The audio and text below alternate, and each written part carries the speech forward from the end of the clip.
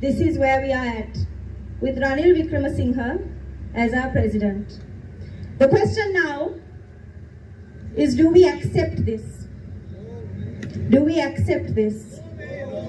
No. It's a simple answer, but I'd like to take a couple more minutes to explain why.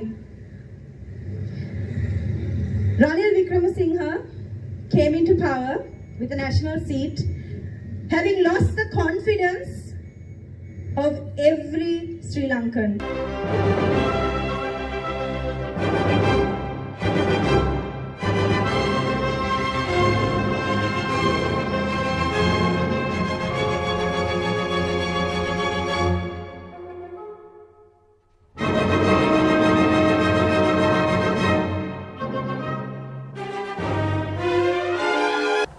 The Worldwide Democrat Union, IDU, congratulates Ranil Wickramasinghe on his election because the 8th President of Sri Lanka. President Wickramasinghe takes workplace in essentially the most difficult political and financial state of affairs the nation has ever confronted. The mismanagement below the earlier President Gotabaya Rajapaksa and the corruption of the Rajapaksa household have led the nation right into a state of collapse. President Wickramasinghe is essentially the most skilled politician Sri Lanka can entrust with the management of the nation on this state of affairs. As a sixth-time Prime Minister, he has confirmed that he can solve political crisis for the advantage of the folks, whereas gaining the belief and the assist of the worldwide group for his good governance. We, due to this fact, name on all worldwide bodies and companions to assist Sri Lanka, President Wickramasinghe and the United Nations. Get together UNP of their efforts to steer the nation out of the disaster and get the required monetary help from the Worldwide Financial Fund IMF and the World Financial Institution.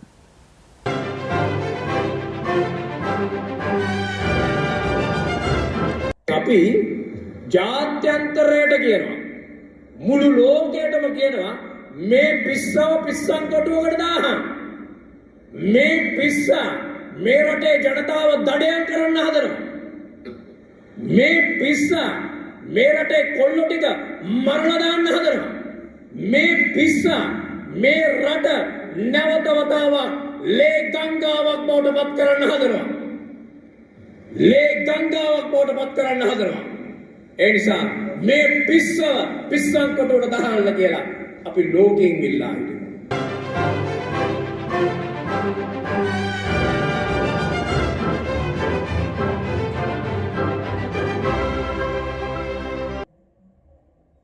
Good afternoon, ladies and gentlemen.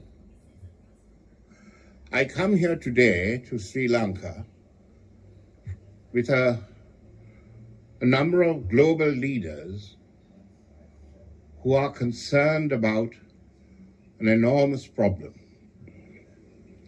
I will make a more comprehensive speech on this later. Let us hear from a man who's had 40 years of experience in dealing with crisis. He has been a cabinet minister since the age of 24. His friendships are strong and around the world and firmly rooted in respect for his intellect, knowledge, and resilience. He's been Prime Minister 5 or 6 times, I've lost count, and he has broken every single record in political history. The last being that he is Prime Minister with 1 seat in Parliament. That is truly remarkable. The fact is, he's there because he's the only guy who can actually do something about this problem we have. Not only here, around the world. This is not a Sri Lankan problem. It is a global problem. And to this end, many of the world's leaders have come here to make a contribution, to make sure that we mitigate these dreadful effects. The Prime Minister is waiting, and I know his time is very critical because certain things are happening, and he has given time to come to listen to what the world leaders have to say. And we are indeed very privileged. Very few people even know this is happening, that we are here alive, in a live broadcast, to welcome the Honorable Prime Minister, Acting President of Sri Lanka. I must thank my colleague for explaining the international situation. Never before in modern history have we faced famine of this scale. World War II created a famine, but that's the result of war. A war that took place in Europe and in Asia. Here we are facing a famine, partly the result of a war in Ukraine, partly the breakdown of the supply chain, and partly that of the COVID-19. But as was mentioned earlier, at the moment, about 300 million people are affected. I don't think it will stop there. It will be exceed even 400 million.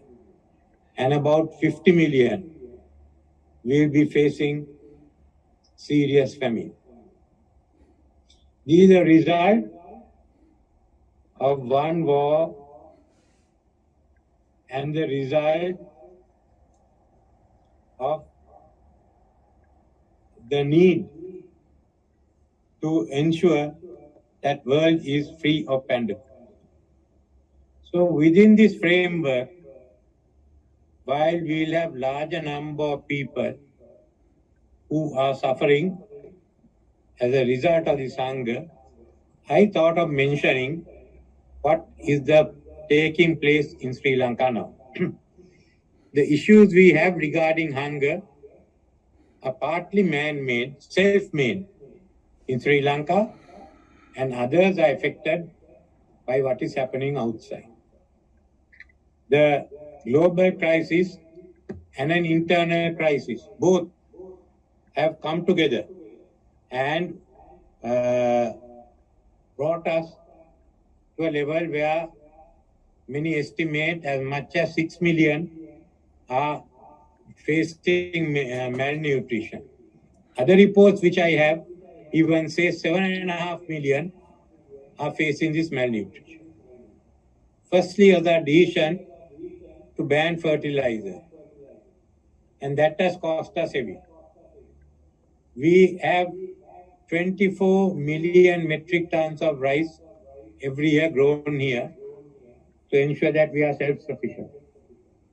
Today, as a result of us not using fertilizer, the output is about 16 million metric tons. Then 1/3 of our requirements have to be obtained from abroad at a time when the country hasn't the foreign exchange to meet these demands. So this the total of 800,000 tons of metric tons of rice makes the difference between hunger and the fact that we would live comfortably. We have at the moment available for us rice for 5 months, have the imports for 3 months. So that makes us 8 months. What do we do for the next 4 months? We have to put in other substitutes. We are planning a food security program where they also have their flaws. It's open for whether it's open for animals to destroy it. Then we are now also facing the next season of paddy cultivation, the long season which begins in September, October. If we can provide fertilizer and feed for this Maha season, what we call 2023, then we can be self-sufficient in rice and get the real economy functioning as far as agriculture is concerned. But we do have a problem. And that problem is we need 600 million US for fertilizer. At the moment, we have only 300 million US. We see the collapse of tourism, the collapse of small and medium industry, enterprises. Our economy is contracting. It will be about minus 6% this year. Then you can think of the loss of jobs and how many more jobs will be lost in the coming year. There is a widespread hunger throughout the country. And this widespread hunger, as well as a shortage of fuel, both are resulting in the political turbulence in Sri Lanka, which you have been witnessing in the last few days. So remember, we are only a test case. Many other countries will have to face the turbulence. And they are not as bad as us, the economy. What are you all going to do? How are you going to handle the political turbulence? Asking people to tighten their belts alone will not do. It's a theory. But ask any government whether it can be done. We have to think out of the box. We can't be thinking in conventional terms. How do we adjust the international monetary system? How do you adjust the trade system? How is it that we can be able to weather the storm for next year? What we need is a solution. Without a solution, we'll only be talking of the food situation, of the hunger that will spread worldwide. How do we do it? The G7 has come up with a global alliance for food security, together with the World Bank. And they are offering us now $14 billion. We have to thank them for the generosity to obtain food to strengthen agricultural productivity. But we have to do more. And what is affecting us is the Russian-Ukraine war. Then, and the sanctions that have been imposed. I want to know whether these sanctions are helping us to overcome the global shortage, or is it hampering us? It will be said by the European Union and UK, no, this will not affect you. But it is not the case. It is affecting us. We are all being affected. If food was freely available, then we can easily focus on the next steps. But food is not available. So how are you going to answer this? Is this Europe's solution to a food crisis? Do you think sanctions will help?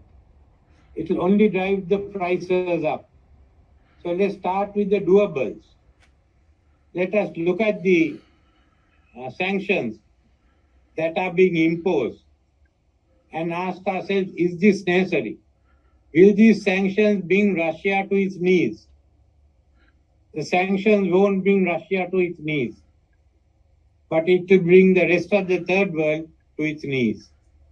So this is the major issue we have. And just as much as you have given us 14 billion US, remember something like 100 billion US is being spent on the Ukraine war by all the parties concerned that are supplying Ukraine. So we have 14 billion here, and we have 100 billion spent on war. That cannot go on. It's not only the fault of the EU. Russia has a responsibility. They must call for a ceasefire. Without a ceasefire, we can't resolve any other questions. Russians must be ready to call for a ceasefire and not to put the world through further sufferings. When the Russians call a ceasefire, Ukraine must be ready to discuss.